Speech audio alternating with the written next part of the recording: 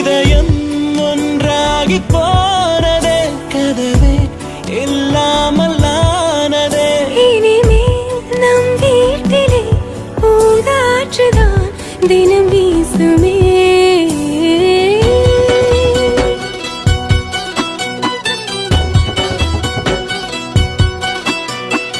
ஒரு பாதி கதவு நீயடி, மறுபாதி கதவு நானடி.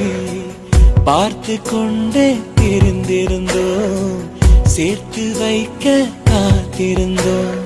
ஒரு பாதி கதவு